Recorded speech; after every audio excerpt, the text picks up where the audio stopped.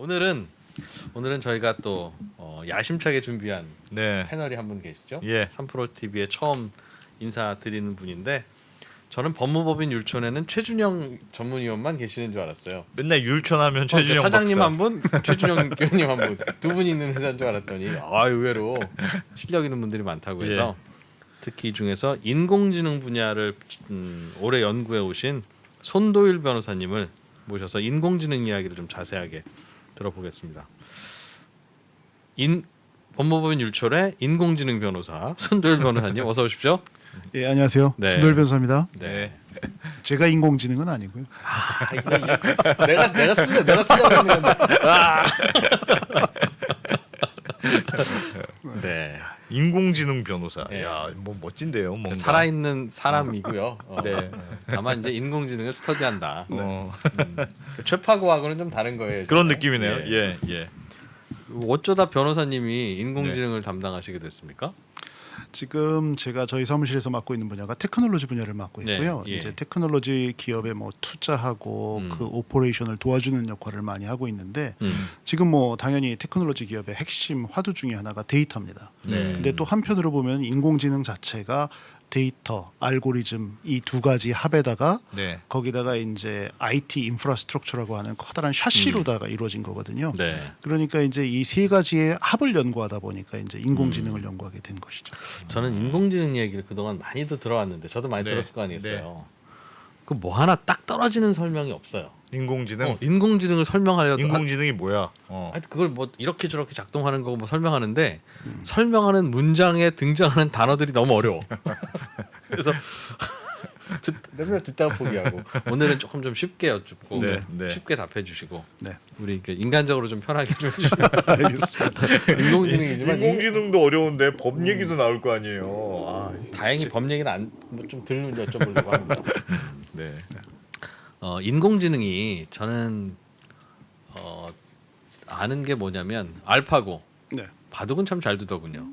그렇죠. 그리고 인간을 이기고 난 다음에 알파고 나온 다음에 그래서 그 친구들이 세상을 바꿀 줄 알았어요. 네, 언제 바꾸는 겁니까? 그 이후에는 뭐 소식이 없어 또 네, 네. 무슨 문제 있죠?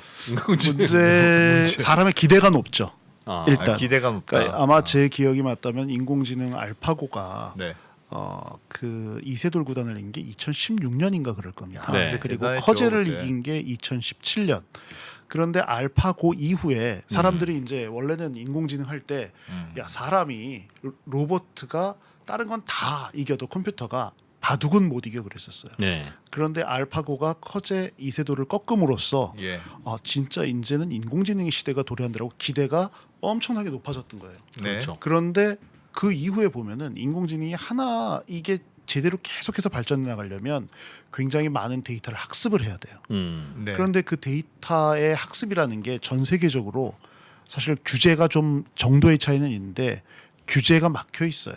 뭐 완전히 막힌 건 아니지만 완벽하게 인공지능이 원하는 만큼의 활용을 하기에는 지금 막혀 있다. 알기 쉽게 얘기하면 그런 상당한 장애가 있다. 그래서 인공지능이 우리가 원하는 만큼 안 따라오고 그러다 보니까 사람들이 인공지능에 대한 기대가 식어간다. 이렇게 말씀드릴 수 있을 것 같아요. 그 데이터를 계속 매겨줘야 크는데 네, 데이터가 잘 공급이 안 된다. 그 데이터라는 사료가 그렇죠. 예를 한번 들어볼게요. 예를 들면 이런 거를 인공지능한테 맡기면 되게 좋을 것 같아서 해보려고 하는데 요걸 하려면 이런 데이터가 필요한데 이런 데이터가 되게 구하기 어렵네. 그렇죠. 그래서 결국은 인공지능도 잘 안 크는 어떤 대부분의 사례가 그럴 텐데 뭐 하나만 좀 예를 좀 들어보면 어떤 게 그럴까요? 뭐 굉장히 많을 것 같기는 한데 네. 예를 들면 인공지능이 전 이랬으면 이렇게 시작했으면 좋겠어요. 저의 일상이 뭐냐 하면 아침에 딱 깨면 인공지능이 저의 모든 이메일을 다 읽어요. 읽고 얘가 분석을 해서 너는 오늘 몇 시에 뭐를 해야 되고 네. 언제까지 뭘 해야 되고 언제까지 뭘 해야 되고 그다음에 얘가 심지어 딱 보고서 이거는 내 혼자 만들어서 초안도 만들어 놓고 막 요즘 대충 예. 내가 리뷰해봤더니 이런 거 같아. 그래서 좋네. 그런 게 있었으면 좋겠어요. 근데 예. 이거를 하려면 어떤 게 필요하냐면 제가 제 인공지능을 학습하기 위해서 너 내 모든 이메일을 다 읽어도 돼. 그렇죠. 라는 동의를 해줘야 돼요. 예. 그러면 그 인공지능 회사는 저의 모든 이메일과 저의 사생활과 뭐 이런 걸 다 빨아들일 거예요. 그러면은 얘가 다 아는 거예요. 근데 제가 그렇게 해줄 수가 없잖아요. 왜냐? 해주면 되죠. 아니죠. 내 거만 딱 봐 이러면 안 돼요? 그런데 제 정보에는 제 것만 있는 게 아니라 저의 고객의 정보가 있죠. 아. 그러니까 저의 정보만이 아니라 저의 고객의 정보까지 보여줄 수가 없는 거예요. 그러다 보니까 알기 쉽게 얘기하면 꼭 개인 정보가 아니라고 하더라도 예. 그런 부분이 있기 때문에 쉽게 제가 모든 거를 공개할 수가 없고, 그럼 마찬가지로 똑같죠. 제 금융 정보를 다 뭐 이제 마이데이터 산업이 들어오긴 했지만 예. 어쨌든 완벽하게 다 공개를 하고 그걸 분석하게 허락을 해줘야 예. 인공지능이 쭉쭉쭉 발전해 나가면서 적어도 몇십 대, 제가 몇십 대라고는 밝히지 않겠지만 하여튼 몇십 대 변호사의 나이대로 변호사의 그 파이낸스를 보니까 이렇다. 그래서 이런 거를 해야 되고 이런 플래닝을 해야 되고 뭐 등등 다 해줘야 되는데 그거를 하기는 쉽지 않죠. 왜냐하면 제가 다 공개하기도 부담스럽고 또 정보 유출에 대한 우려들이 있는 거예요.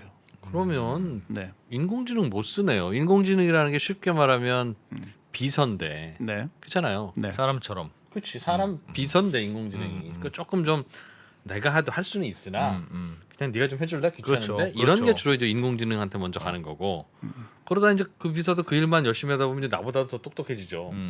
어쨌든 사람 근데 나한테 다 내가 갖고 있는 걸 까야지 그래야 잘 도와주기도 하고 내 수첩은 안 보여주고 너 내 일정 맞춰봐라. 그럼 어떻게 맞춰요 그걸? 네. 어. 그거는 힘들죠. 너 오픈을 해야 되네 그거를. 그거는 이제 우리 그러니까 인공지능이 기본적으로 B2C 영역이라고 할까요? 우리 근처에 있는 인공지능들은 이제 그런 부분을 수행하는 데는 한계가 있죠. 왜 그러냐면은 네. 뭐 정보 주체라고 하는데 내가 가진 데이터를 내가 안 까기도 하고 네. 그 다음에 내가 또는 기업이 갖고 있는 데이터를 그렇게 다 보여줄 수가 없고 뭐 최근에 뭐 이루다 뭐 채팅룸 분석 뭐 등등등 했던 것들은 날렸죠. 바로 그것 때문에 문제가 되는 거거든요. 예, 이제 그거 외에 그렇지만 산업 현장이라든지 이런 데서는 인공지능이 사용되고 있죠. 왜? 제가 이제 경제 뭐 주식 이런 거 쳐본단 말이에요. 네. 그러면 3프로 TV가 당연히 제일 위에 올라오겠죠. 왜? 인공지능이 예. 그걸 아는 거죠. 이런 순간에도 이제 인공지능이 예. 그걸 딱 이제 꺼줬으면 제일 좋았을 텐데 네. 그것까지는 모르는 거죠. 일정을 다 모르니까. 인공지능이 전화기도 지금 방송이니까 알아서 꺼주고. 네, 네. 그렇죠. 네.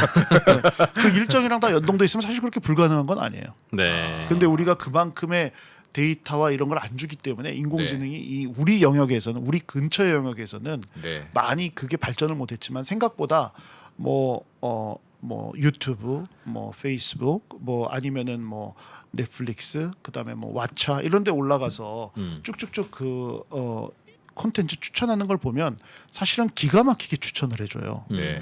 그거는 다 인공지능이 알아서 하는 거죠. 거기서 사람이 보고 하는 건 아니죠. 네. 그러니까 우리가 알지 못하는 뒷단 점점 이제 그게 가장 소비자에 가까운 영역이고 점점 뒤로 가면 뭐 우리 전자상거래 주문하면 그 다음날 배송 오지 않습니까? 네. 그거 사람이 찾지 않죠. 물류센터랑 배송업체랑 다 관련해서 해주는 건 다 인공지능이 해주는 거죠.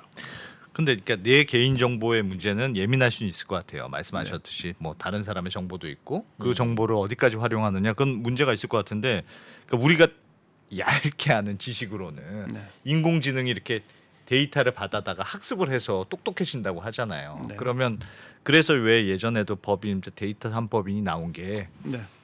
개인 정보가 들어간 걸 다 주긴 좀 그런데 그러면 이렇게 이름을 가려서 주자. 네. 누구 이름을 가려서 데이터를 많이 줄 테니까 그거 가지고 열심히 학습해서 네. 열심히 똑똑해져라. 네. 그 정도까지는 진행된 거 아니에요? 그것도 좀 문제가 많이 있습니까? 그것도 살짝 이제 좀 어려운 점이 있는데 오히려 그 점은 제가 화면을 잠깐 보면서 설명을 드리면 더 좋을 것 같아요. 이제 그 데이터 3법이라고 해서 아마 지금 말씀하신 부분이 데이터 3법의 문제예요. 예. 그래서 그때 이제 개인정보보호법, 신용정보보호법, 그다음에 정보통신망법을 이것을 다 데이터 3법을 하나 만들어 가지고 네. 2020년 2월 4일에 공포를 했습니다. 그래서 그 시행 기간을 거쳐서 8월 5일부터 실행이 됐고요.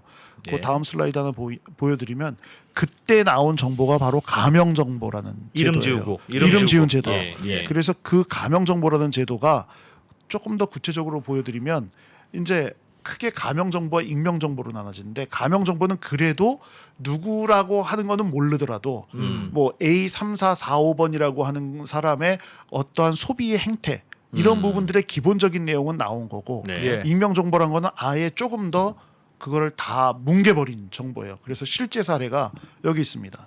예. 이렇게 보면은 신사임 당시의 전화번호와 이런 것들은 금방 누군지 알잖아요. 네, 그건 그러니까 지워요. 그건 지워. 이제 지워.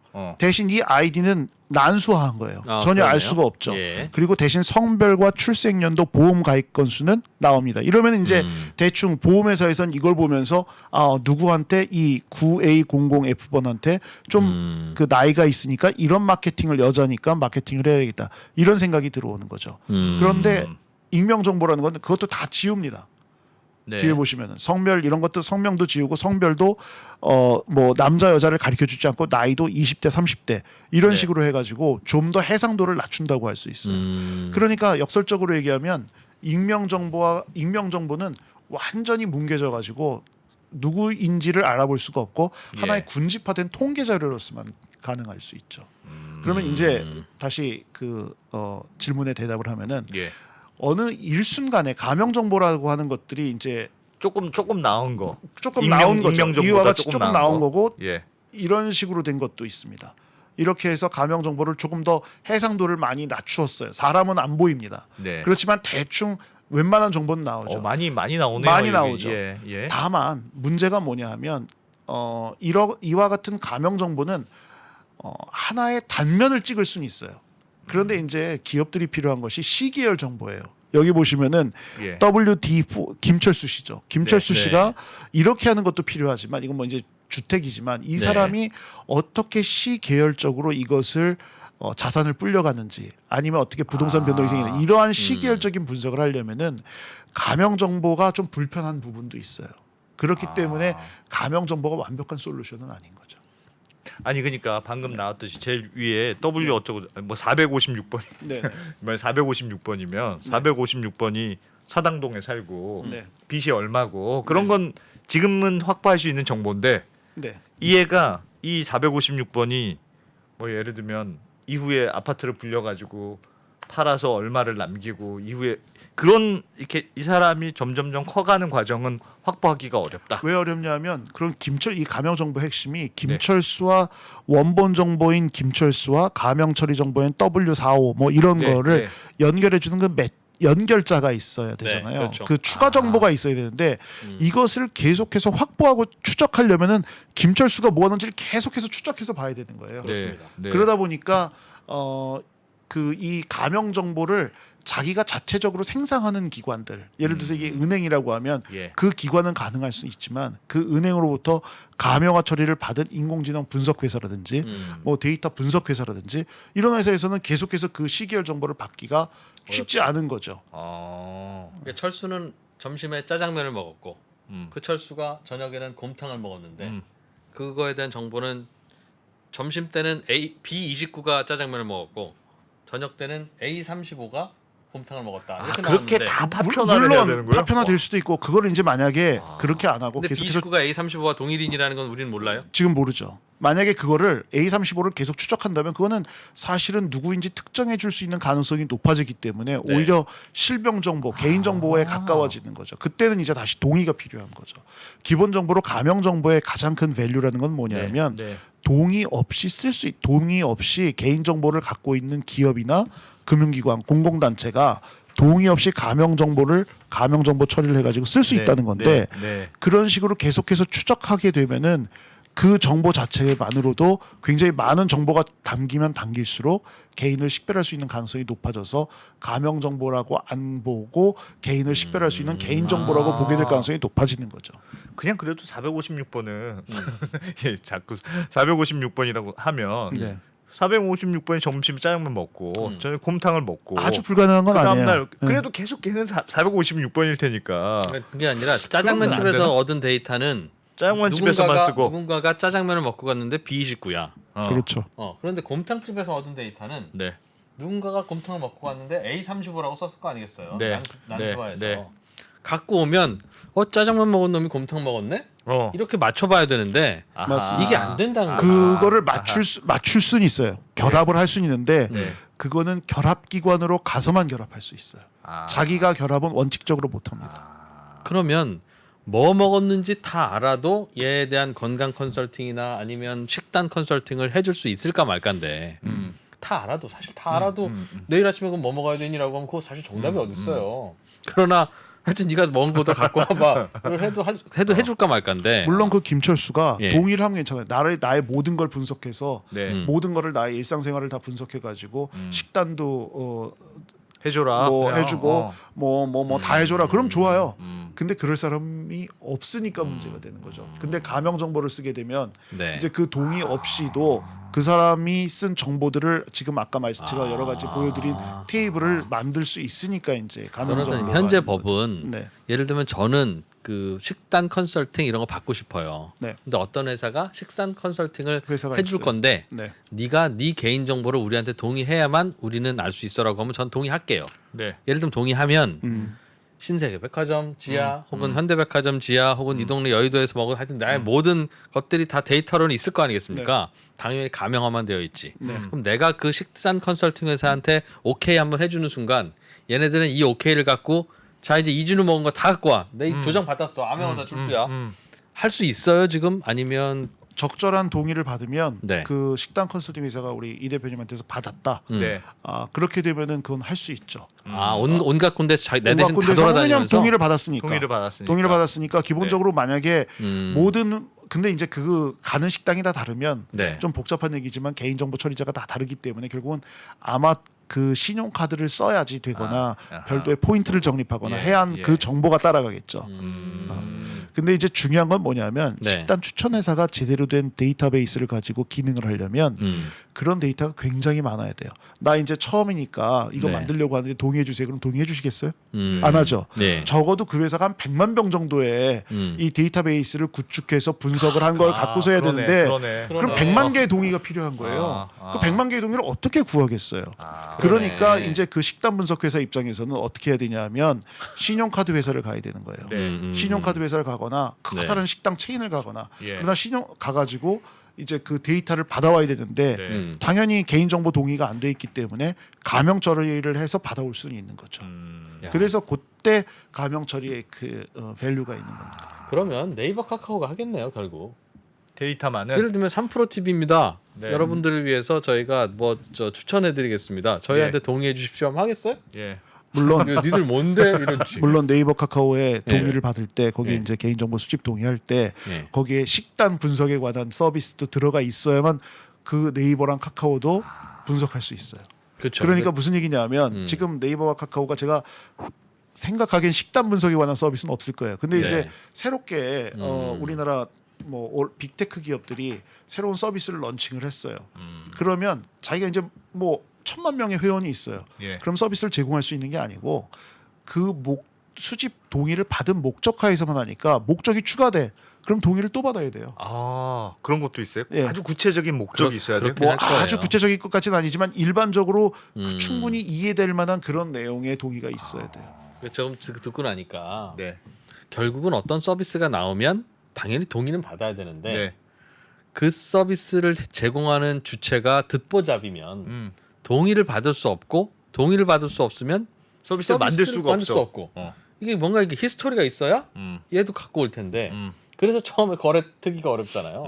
그런데 뭔가 삼성이든 네. 네이버든 네. 안녕, 카카오든 안녕하십니까 뭐. 카카오입니다. 이런 거 하려고 하는데 동의 좀 한번 해보시죠라고 하면 내가 이 니즈가 없다면 모르겠어도 돼. 카카오 저놈들 믿을 수 있어라고 의심할 가능성은 매우 낮을 거라는 거죠. 그러니 그 어떤 사업을 할 때 인공지능과 관련한 어떤 야. 빅데이터 사업을 할 때는 진짜 명함이 깡패구나. 앞으로도 뭐 그렇죠. 클라우드 서비스도 비슷해요. 약간. 예, 왜 그러냐면 네. 그 이제 이 IT 산업에서 이 예. 인공지능도 예. 클라우드처럼 이제 빌려서 쓰는 세상이 될 겁니다. 그렇게 되면 점점 이 브랜드 네임이 굉장히 중요해지는 그런 부분들이 생겨요. 왜냐하면 내 정보가 안전하게 보호될 것이라고 하는 전제가 있으니까. 뭐 저는 그래서 꼭 빅테크만 먹고 살아야 된다 절대 그런 뜻으로 말씀드린 건 아닌데 네. 소비자의 경향이 그렇다. 하나만 더 말씀드리면 이제 새로운 비즈니스를 런칭해서 동의를 받으려고 하잖아요. 예. 네. 실제로 동의를 다시 해주는 게 10% 미만이에요. 귀찮죠. 하여튼. 귀찮아요. 뭘, 네. 그러니까 처음 할 때 잘해야 돼. 아. 근데 항상 비즈니스란 건 새로 생기잖아요. 예. 그러면 이미 1,000만 명의 회원을 갖고 있는 회사조차도 새로운 비즈니스를 런칭하는데 굉장히 어려운 점이 있다. 그건 인공지능에도 똑같이 마찬가지겠죠.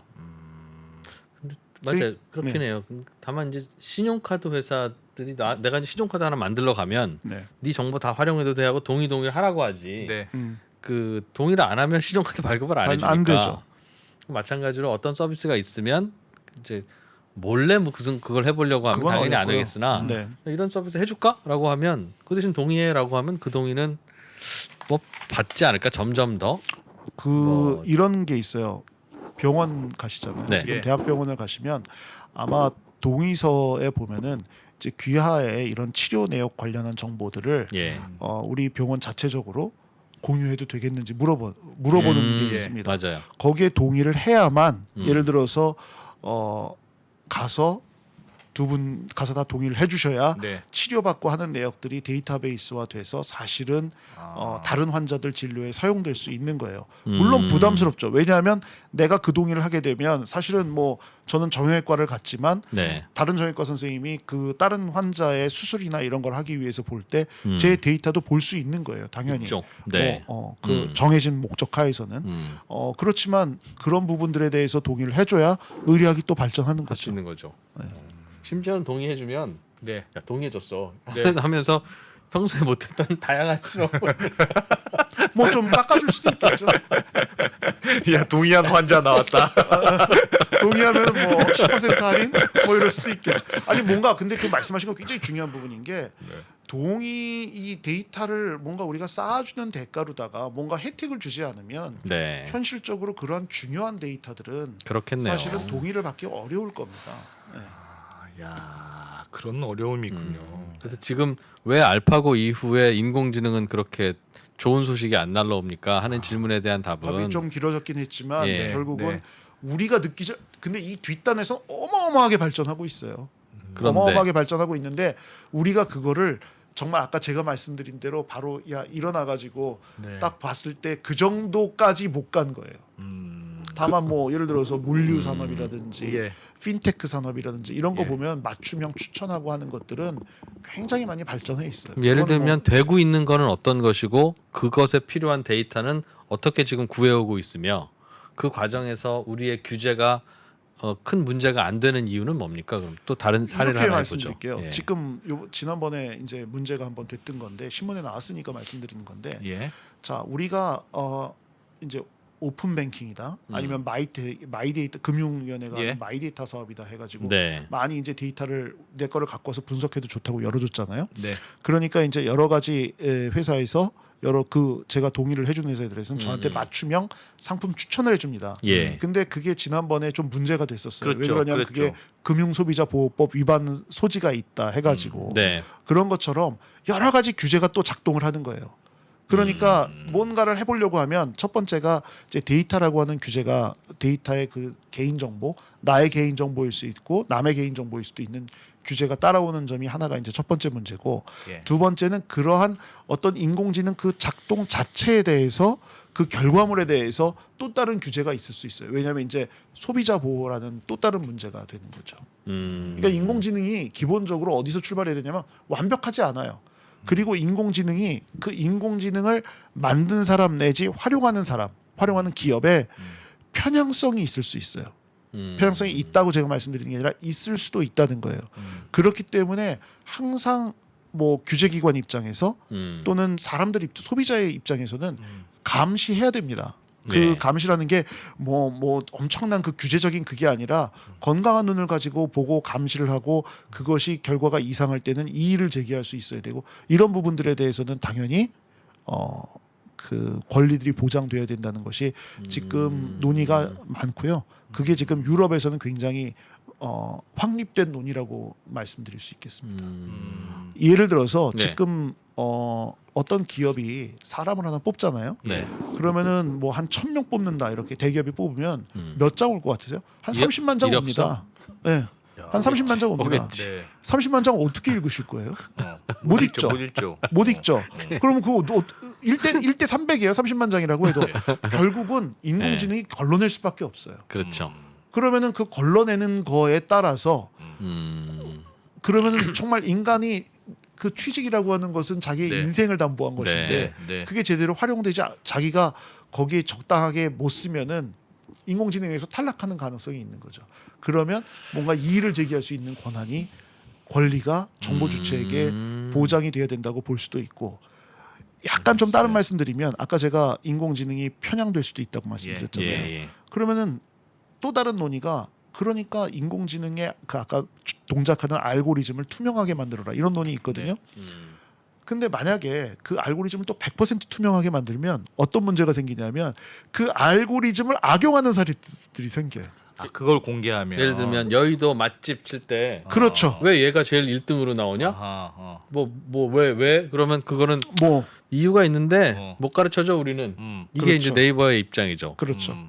그 원리가 알고리즘인데. 근데 그렇죠. 만약 예를 들면 좋아요가 많은 걸 우리는 추천한다. 고 하면 그럼 다 이제 친구한테 가가지고 좋아요 좋아요만 100개 눌러 누르면 된다. 뭐 이러겠죠. 저는 아. 매일같이 하는 게 이제 좋아요 100개 누르고 1000개 누르고 하겠죠. 아, 그렇기 그러니. 때문에 그 균형점을 찾는 게 굉장히 어려워요. 아하.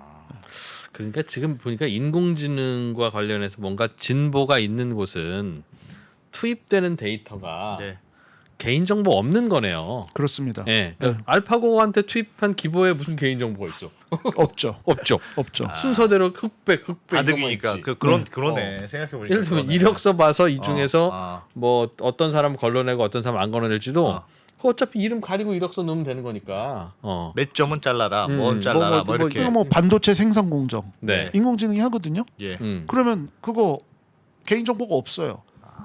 그러니까 그런 것들은 쭉쭉쭉쭉 발전해 갈 수 있는 거죠. 반도체 생산 공정에서는 인공지능을 어떻게 활용하고 있습니까? 뭐 반도체 예를 들어서 설계하고 그런 공정에서 그 안정화하고 아, 이런 예. 부분들은 사람도 설계를 하지만 네. 같이 인공지능이랑 같이 하는 거죠. 아. 예.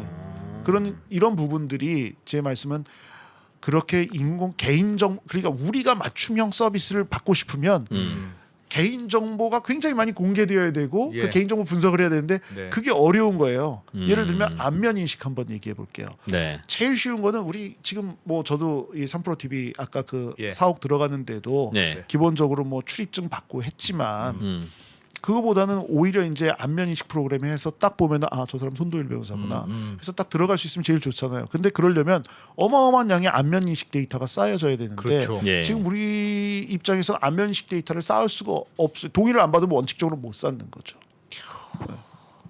그러니까 지금 역설적으로 말하면은 안면 인식 부분에 있어서 제일 많이 앞서 나가 있는 곳은 중국입니다. 왜냐하면 중국은 최근에 이제 개인정보보호법을 최근에 발표를 하긴 했지만 그 네. 전까지는 사실은 안면 인식 데이터를 굉장히 많이 수집했죠. 별다른 규제가 없었어요. 별다른 수집하는데. 특별한 규제가 없었어요. 네. 그럼 예를 들면 요 앞에 현대백화점에서 네. 우리는 안면 인식을 통해서 이 고객을 식별하고 이 고객이 오시면 자주 가는 곳에 직원들에게 알람을 주고 VIP 고객 오신다. 그리고 그분이 오시는 거에 대해서 미리 또 준비도 해놓고 네. 더 좋은 서비스를 위해서 쓰려고 하는데 네. 동의 안 하시면 현대백화점 못 들어오게 하겠습니다. 그거는 지금은 이제 좀 어렵겠죠. 못 들어오게 하는 건 어렵고 그러니까 그게 야 네. 그러면 고객들이 반발하니까 어. 안 되지 어디 김 과장 그런 아이디어를 내 이게 아니라 CEO 차원에서 하려고 한다 우리. 좋으신 말씀이에요. 예, 사실은 그럴 경우에도 그게 규제가 있습니까? 아니요. 그거는 동의를 받으면 규제가 특별한 건 없어요. 아 그러니까 동의를 강제하는 거는 괜찮다. 동의를 강제는 안 돼. 왜냐하면 백화점을 들어오게 하는데 강제 안 안면을 된대요. 꼭 저장하는 게 필수적인 건 아니기 때문에 그러나 선택권을 주는 건 오케이. 내 백화점이잖아요. 아, 내 그래도 백화점이라고 강제는 안 하도 되지, 그거는 그래도. 서비스에 그러니까 서비스를 제공하는데 필수적이냐 아니냐를 나눠서 네. 법에서 필수적이 아님에도 불구하고 그거를 필수적인 동의로 하면 그건 못 하게 돼 있어요. 다만 아까 우리 이 대표님 말씀하신 대로 예. 이 오히려 그 내 안면 인식된 사람은 그 신용카드 정보도 딱 해주면 쉽게 얘기해서 저는 뭐 무슨 백화점에 가가지고 하고서 딱 물건 사가지고 나오면 딱 제 얼굴만 보면은 그런 거죠. 그러면은 손도일 변호사님 환영. 뭐 아, 이런 거지. 뭐, 얼굴만 들어가면은 뭐, 그런 거죠. 뭐 방법입니다. 손도일 고객님 어서 오십시오. 지난번에 사가신 지갑은 너무 잘 쓰고 계십니까? 맞아. 그런 거죠. 그런 그런 거 거죠. 얼마나 감동했어. 네, 그거 강제해야 된다니까요. 뭐 예, 그런데 그건 안 된다. 예, 그건 어렵습니다. 그 강제 자체가 강제 자체는 오히려 어렵습니다. 그러네. 아니 내 가게에 오는 손님은 네. 흰색 옷 입은 손님만 받겠다는데 그 내가 장사 안 되면 내 탓이지.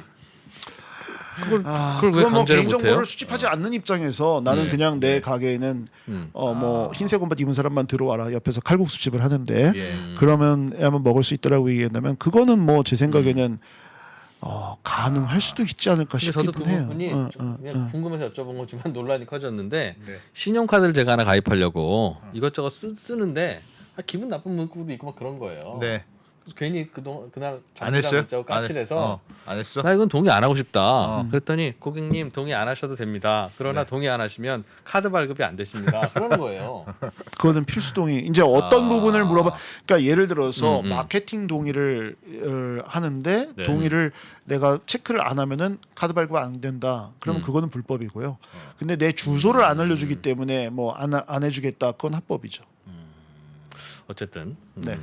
아니 미국은 그러면 네.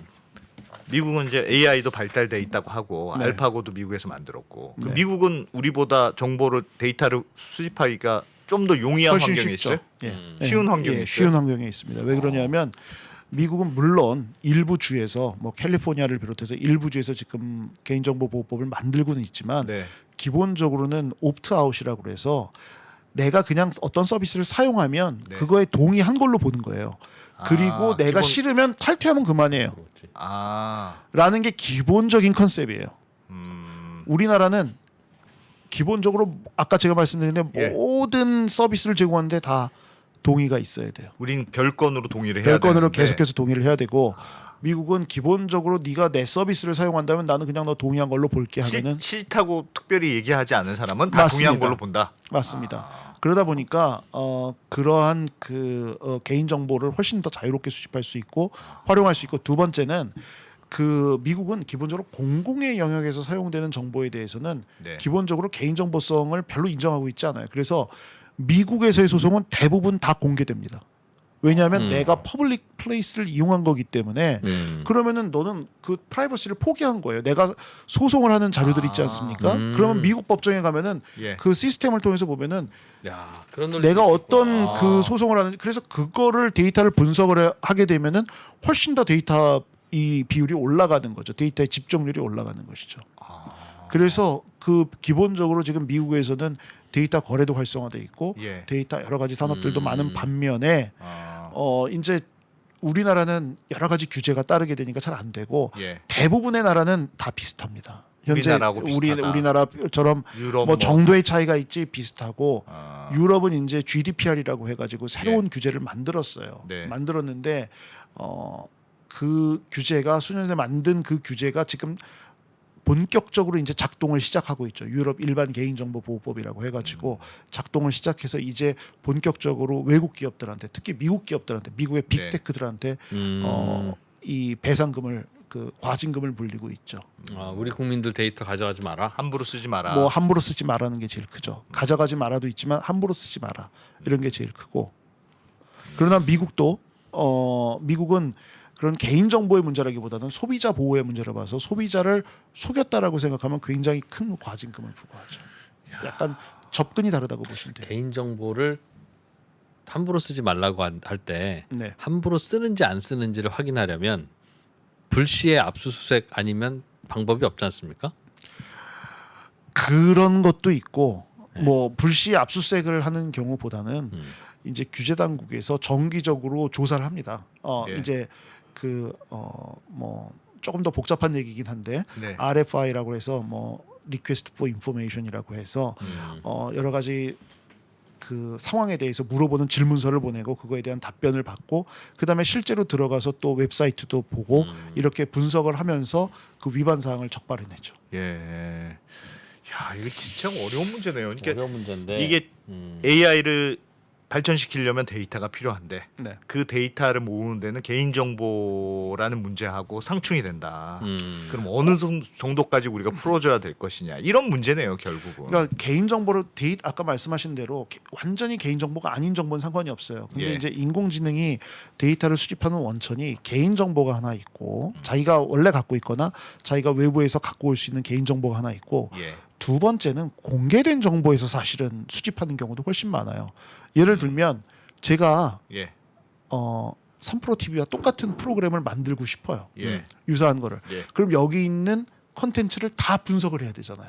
그렇겠죠. 그렇죠? 어. 그럼 그 컨텐츠를 다 분석을 해서 그거와 유사한 것들을 만들어낸다면 예. 별로 기분은 안 좋으시겠죠. 네. 네. 그러면 그런 것처럼 이렇게 집적된 데이터베이스를 내가 어느 정도 공개된 것들이죠. 예. 내가 어느 정도까지 카피를 해다가 나의 영업에 이용할 수 있는지는 이거는 저작권법이나 부정경쟁방지법의 또 다른 영역이에요. 아. 야. 그러니까 문제가 돼요. 데이터를 아. 긁어오는 걸 크롤링이라고 하는데 네. 이 크롤링을 어디까지 할 수 있는가 이 이슈가 또 하나 있어요. 지금 왜 은행들이 다른 은행들 이렇게 비교할 때 금리 비교할 때 말씀하신 크롤링인지 그렇죠. 뭐 이렇게 복사해서 가져오는 식으로 하잖아요. 자기 웹사이트에서 예, 그다음에 예, 또 예. 이제 따라하기도 하잖아요. 예. 뭐 따라할 수 있는데 그러니까 어느 정도 결국 정도의 문제예요. 아. 결국 정도의 문제고 이거를 얼마큼 가져올 수 있는가에 대해서는 뭐 10개 중에서 3개를 가져오면은 오케이지만 예. 7개를 가져오면 안 된다. 이런 법은 없어요. 그거를 얼마큼 뭐 substantially 베꼈냐 안 베꼈냐 뭐 결국은 이거니까 결국 추상적인 얘기예요. 보고 음악 표절이랑 비슷한 거야. 넌 많이 베낀 것 같다. 예, 예, 넌 예. 조금 베낀 것 같다. 이렇게 그렇습니다. 생각하는 거네요. 예. 그다음에 마지막 한 가지 영역이 네. 내가 스스로 공개한 정보들이요. 개인 정보지만 내가 페이스북에 올렸다. 내가 예를 페이스북에 들면. 올렸다. 내가 내 웹사이트를 갖고 있다. 예를 예. 들어서 우리 두 분의 웹사이트 3프로TV에 갔더니 있더라. 예. 그래서 양력도 다 있다. 저도 다 예. 있어요. 예. 그러면 그거를 어떤 목적으로 내가 긁어다가 사용할 수 있느냐, 어디까지 사용할 수 있느냐라는 것도 또 다른 문제예요. 그래서 그거는 뭐 여러 가지 판례도 있고 대법원 판례가 있습니다. 공개한 그러네. 목적 이런 것들에 기해서 그러니까 내가 두 분 사진 예. 찍어다가 예. 어차피 유튜브에 많이 나오니까 네. 이거를 뭐 제가 적당하게 뭐 경제 전문 뭐 제가 네. 뭐 하는 저희 사무실에서 하는 뭐 여러 가지 예. 프로그램에 뭐 그냥 두 분 동의 없이 올린 거는 괜찮느냐 아니면 더 나아가서 막 그거를 뭐 악의적인 희화화하는 만화를 만드는데 쓰는 거는 괜찮느냐 이런 건 또 따로 완전히 다른 거죠. 야, 이게 야 진짜 어려운. 그러니까 하나하나 들여다보면 뭔가 논란이 되는 거리들이 있을 텐데 네. 네. 그거 하나하나를 배워보는 것도 굉장히 재밌겠네요. 아, 이건 사례들도 좀 쌓여가는 것 같고. 사례별로 엄청난 게 있을 것 조금 같은데. 좀 그럼 이 손도일 변호사님은 저희가 네. 다음 시간에도 계속 모셔서 좀 듣기로 하고 네. 오늘은 앞으로 뭔가 그럼 이게 결국은 규제를 좀 완화하거나 네.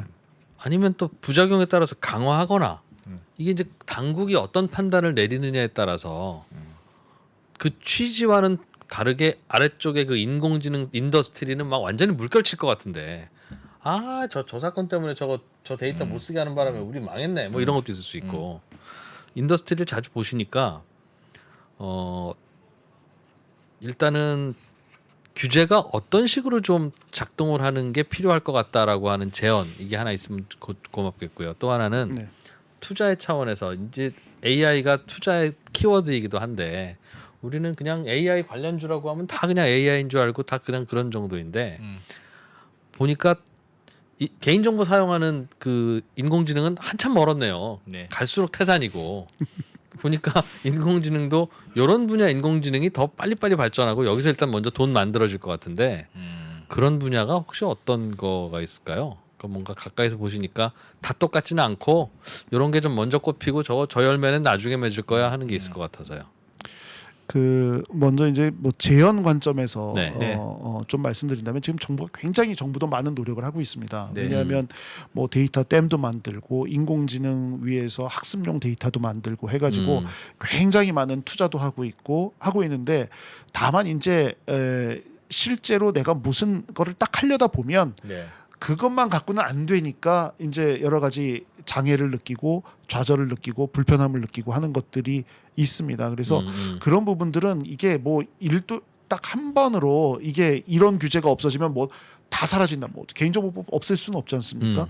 부정경쟁방법 없앨 수 없고 저작권법 예. 없앨 수 없는 것처럼 네. 이거는 케이스 바이 케이스로 해결을 해야 되는데 이거를 위해서는 결국은 그에 맞는 어떤 적정한 가이드라인 같은 것이 하나 만들어져야 된다는 부분은 하나가 있고요.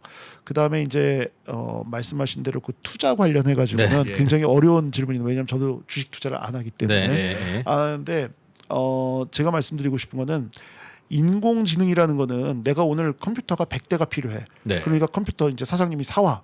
그러면 그날 100대 사와서 틀면 되는 거잖아요. 인공지능 100대 사오겠습니다.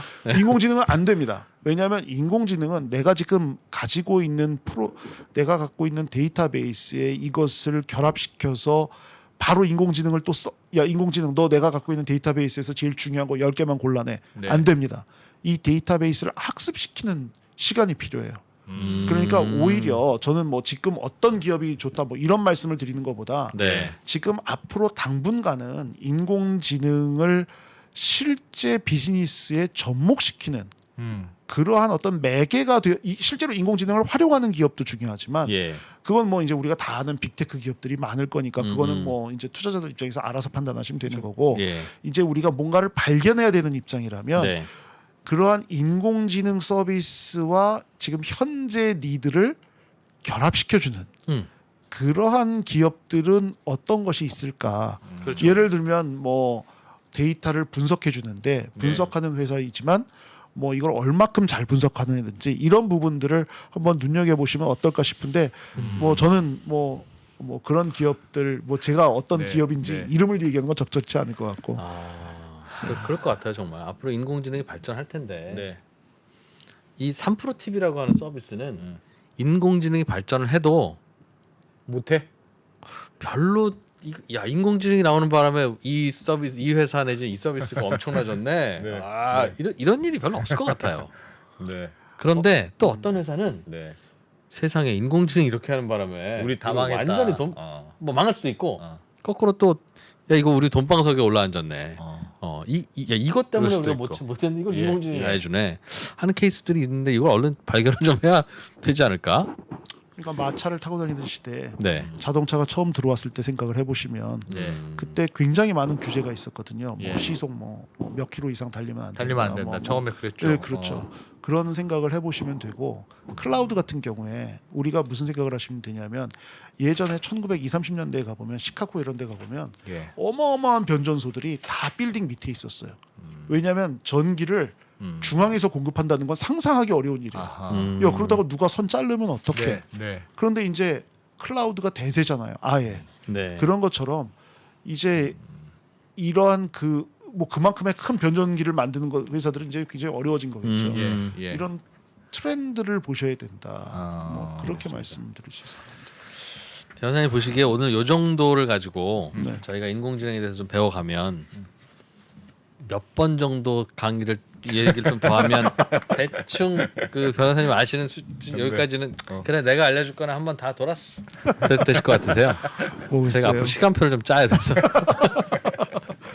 일단 인공지능에 이제 오늘은 정말 개관이고요. 예. 좀 더 이제 인공지능이 오늘은 좀 법적인 뭐 개인정보 얘기를 많이 했지만 인공지능의 어떤 산업별 활용 부분이 하나가 있고요. 네. 두 번째가 사실은 어떤 면에서 보면은 각 국가별 좀 궁금하신 부분들이 있을 수도 있을 것 같아요. 예. 왜냐하면 우리나라는 또 예. 다른 나라 도대체 어떻게 예. 아까 뭐 예. 좀 예. 말씀 주셨지만 예. 대표님 말씀 각 주셨지만 나라의 고민들 그 각 나라의 고민들을 한번 비교하는 게 한번 있을 것 같고 각 산업별로 뭐 또 있을 수 있을 것 미국, 같아요. 유럽, 중국 한 번씩 돌면 되겠네.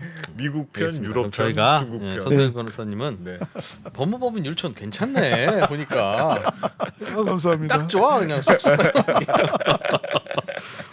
네. 그러니까 클라이언트들이 낸 돈으로 아. 그 이렇게 교육과 학습을 완벽하게 시켜서 우리한테 보내주시면 우리는 인재 산실이네요. 율촌이. 먹고. 알겠습니다. 저희가 맡겨주시면 손도일 변호사님 머릿속에 있는 것도 네. 인공지능 저희가 뽑아서 여러분 드리겠습니다. 다시 3프로 TV 백브리핑 보시는 분들도 네. 이런저런 책이나 자료 보시면 모르지는 않아요. 사실은 뭐 이런 자료 저런 자료 뭐 아예 없게 하겠습니까? 다만 여러분들은 시간이 없으시잖아요, 그죠? 네. 여러분들은 시간이 없으신데 저희가 손 변호사님 공부 열심히 시키고 지금까지도 많이 싸우셨지만 이것도 네. 막 물어보고 그러면 아 이것도 또 이런 걸 물어보네 해서 또 조사해 오실 거예요. 네. 아니 손 변호사님 1시간 쓰는데 얼마 내야 됩니까, 고객이? 어이 엄청나겠죠. 그죠? 그럼요. 율촌인데 우리가 지금 야, 이 돈으로 환산하면 저희는 여러분 이렇게- 이런저런 질문 주시면 네. 잘 추려가지고 공짜로 그래서 앞으로도 좀 몇 번 더 인공지능 공부 좀 해볼게요. 고맙습니다. 오늘. 감사합니다. 고맙습니다. 네, 네네. 법무법인 율촌의 손도일 변호사였습니다.